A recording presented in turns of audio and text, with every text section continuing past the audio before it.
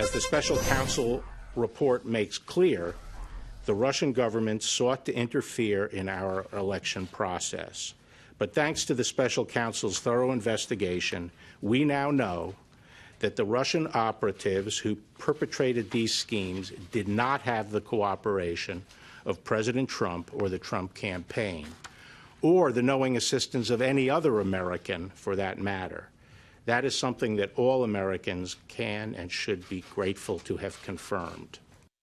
Grateful to have confirmed and proud as well. Joining us tonight, Judicial Watch President Tom Fitton. He has been at the forefront of covering and revealing information that has been long suppressed by the special counsel and others, and particularly the deep state. And Tom, it's great to have you with us here tonight. You're, after this long battle, and Judicial Watch serving on the front lines every day, your feelings about both the Mueller report and AG Barr. Well, I'm both happy that the president's been vindicated once again. We already knew there was no collusion, Lou. But I'm outraged that there was this 448-page smear operation against him, Mueller's last abuse of power. Yeah. And you can see why the left was desperate to keep AG Barr under wraps and to suppress and actually try to stop press conferences like the one he held this morning. Can you believe that Nadler was so foolish as to even, I mean, you know what he is, but you still can't imagine that he would be so foolish as to try to stop the Attorney General of the United States from holding a press conference. Because, you know, and I'm convinced the Attorney General saw this garbage report from Mueller that exonerates the president while trying to smear him and said, I see what's going on here, and I'm going to get to the heart of the matter. Yeah. No collusion, no obstruction. And the Mueller team, I'm convinced, and the Democrats knew this is in the offing, wanted to just drop this report on the American people. 448 pages of, you know, hocus pocus and it's fairly silly. It's fairly silly. Innuendo and fake legal analysis, a big op-ed against the president. You know, if I hold it up Mueller, like this, and Barr wasn't going to let him do that. This makes me feel very authoritative about holding up this this brick of nonsense, redacted. You know, it doesn't even invite curiosity.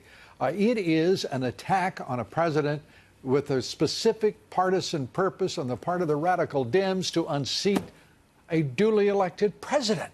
That's they right. stole an election, a midterm election, on the basis of maintaining this garbage and perpetuating a special counsel who found nothing, zero. And as you know, Lou, and you may recall, we talked about this last week, I never thought there should have been a Mueller report because we suspected this is what the goal was. Absolutely. To have the Justice Department write hundreds of pages criticizing the president for exercising his responsibilities as president. This president is attacked in this report for defending himself. Yeah. Against criticizing false a DOJ, charges. Against false charges and an absolute conspiracy to overthrow the government of the United States. And you criticize the Justice Department and the FBI for abuse of power, and the suggestion from Mueller is, well, that could be obstruction of justice potentially. Yeah. Don't tweet at me because I'll put you in jail. That's the suggestion here. The president was so right to fire Comey.